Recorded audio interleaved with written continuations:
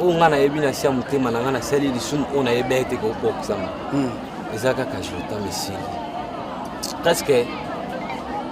to bando sa baje aza bon ngana mona ke loko aza asthmatique to bando sa baje na simana bando tia suka mona banga ki misa bat na lo bana banga ki ke lobby na ke place à passe bien place boy de on a meka na sala ki bomba ki place en général tozali awa ko sala devoir moko patriotique tozalaki informer na population na acte criminel oyo papa ozali liboso wa bino wana auti ko sala il y a un mois peto profiter de l'occasion pour remercier la population de Kinshasa au EPC ba service information yo peto koti na mozido to komi na résultat oyo awa esika tozali na monga fula quartier Tchad na banzi omoni esika tozali ezali na ba périphérie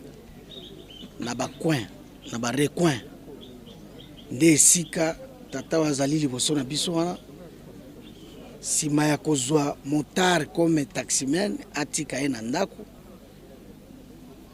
toyebi te na mobile nini ekomi ki aboma ye pe akunda ye sans cercueil asala fosse commune na ye asala pe cimetière na ye tala eloko ya mawa wana nde etindi tokita awa pe to profiter na occasion oyo koyebisa bakinoise na bakinois que va continuer à collaborer dans le service de la police, dans le renseignement, dans l'armée, dans l'immigration, dans le service à l'État. Et sengeli ko poussa na kapembe na bango pe ko pesa bango maemaza koleka pona ete police na cadre ya répression et kita ko tia maboko na ba bandi na ba criminel au bazali ko boma ba compatriotes sans motif. Mwana mobali wana zali na 16 ans po ya lali wana ya zali na une je crois trentaine d'années akoyebisa biso eloko nini penza etindi ye akoma na niveau wana. Certainement azana motivation na ye yango tokolanda mais pona kokoma wa to respecter mibeko to senga ki mikanda ya exhumation pona ndeko alali wana akende kokundama na bomoto ndengeza prévu akoma na cimetière et puis azala na kati ya sanduku pona respect ya bomoto tokoki ko saisir pe occasion pona koyebisa bakinois ba se méfier na ba apparence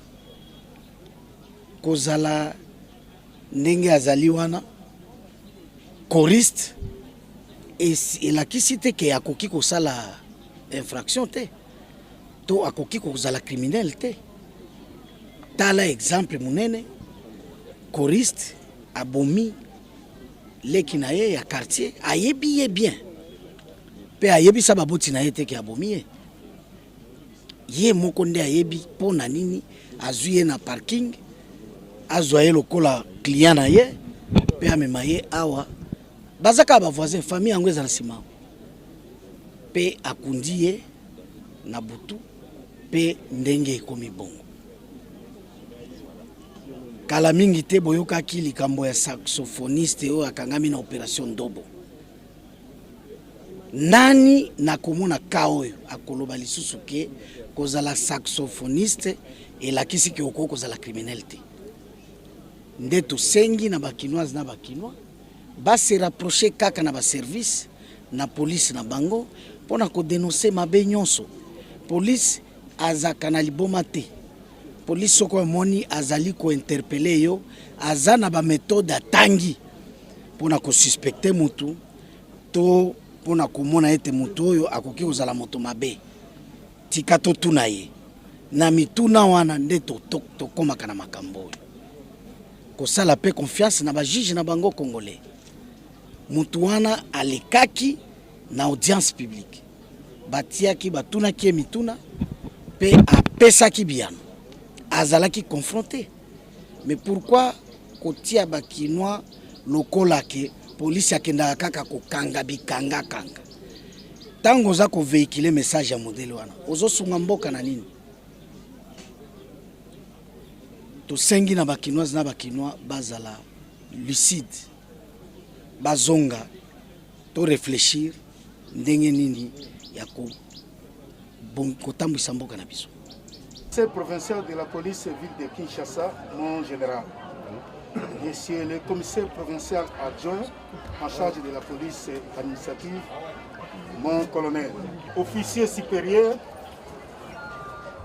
officiers et policiers. Commandement de la police de la ville de Kinshasa, peba service où ils allaient rattacher dans le commissariat provincial et sali descente awa na quartier Tchad na commune ya Mongafula kolandisama na interpellation ya monsieur Malela Matondo Gloire yeyo bozomona na ba chaîne na télévision na bino ndeko oyo a kangamaki na groupe de lutte contre criminalité et stupéfiant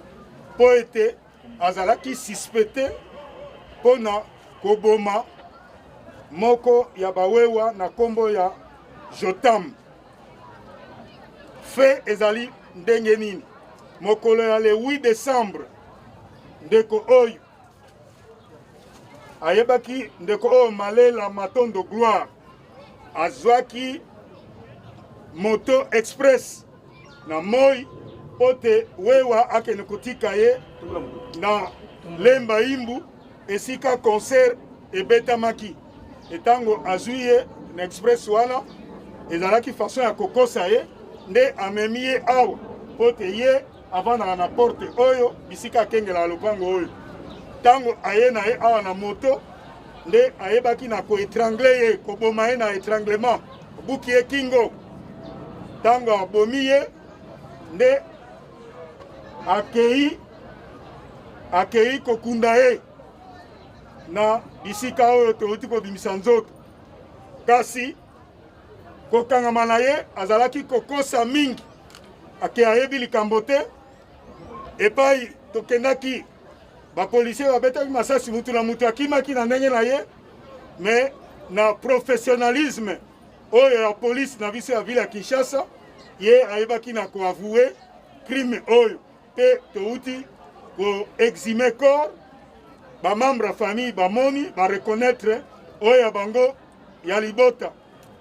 ndeko oyo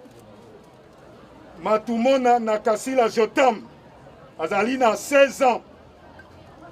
azalaki kovanda na avenue campus numéro 14 bis na quartier plateau 2 na commune ya Mongafula. Mowe azalaki mwana classe azalaki na deuxième scientifique pe azalaki kotanga na collège Elimo Mosantu na Livulu. Donc ye ndeko oyo abomaki ye mokolo ya le 8 décembre mokolo ya lelo ndenge toye nde toye kobimisa corps bisika atiaki po te tokunda ye na bacondition ndenge esengeli. Tala bisika police ezalaki kobimisa nzoto oyo tomoni lisusu lit de campagne oyo ezali mbeto ya basoda ezali équipement militaire ye akundaki yango mpe kaka na local bisika tobimisi nzoto oyo elakisi ke ndeko bozomona na batelevizio azali mbala liboso te asala crime aza na maîtrise lokola tomoni na équipement militaire biso tokolandela susu ye malamu toyeba eloko nini esalaki ke akunda mbeto oyo lit de campagne bisika oyo tomoni ebembe. Monsieur oyo Malela Matondo Gloire oyo bozomona awa na quartier oyo ayebani malamu comme choriste na église oyo na église catholique